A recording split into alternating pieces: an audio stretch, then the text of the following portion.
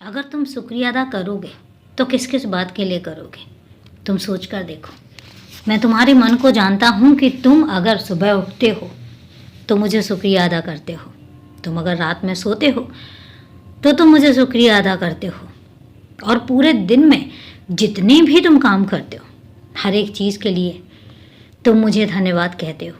तो वही तो मैं तुमसे पूछ रहा हूँ कि तुम किस किस बात के लिए धन्यवाद कहोगे। कहने की ज़रूरत ही नहीं है।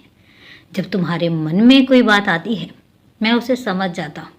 एक बात तुमसे पूछता हूँ, इस दुनिया में कितने ऐसे बड़े बड़े लोग हुए हैं जिन्होंने एक समय पर अपना बहुत नाम भी कमाया है, लेकिन उसके बाद कुछ ऐसा हुआ कि वो बेचारे बदनाम हो गए।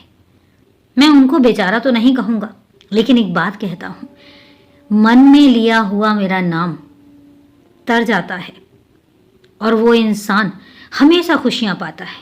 लेकिन जो लोग ढकोसले करते हैं और जो लोग बाहर भगवान का नाम लेते हैं लेकिन उनके अंदर पाप का पिटारा भरा हुआ है, हमेशा वो अंदर ही अंदर कुछ ऐसा गलत सोचते रहते हैं, कुछ ऐसा गलत करने की सोचते हैं।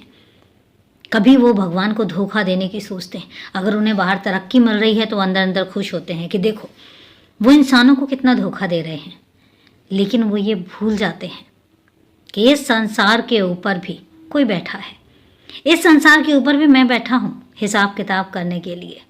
और यही तो फ़र्क है कि वो लोग ये भूल जाते हैं कि इस संसार, इन मनुष्यों से ऊपर भी कोई बैठा है। उनको लगने लग जाता है कि वो भगवान है और उस इस गलत फहमी में रह जाते हैं कि वो भगवान की तरह हैं और वो जो करेंगे उस पर लोग यकीन करेंगे। लेकिन उन्हें ये समझ नहीं आता कि इस दुनिया से ऊपर मैं बैठा हूँ और मैं सबका हिसाब किताब कर रहा हूँ। और ईश्वर जब हिसाब किताब करता है तो इसी दुनिया में उसका परिणाम भी मिलता है और इसी दुनिया में अच्छे कर्मों का भी परिणाम भुगतना पड़ता है और बुरे कर्मों का तो बिल्कुल भुगतना पड़ता है।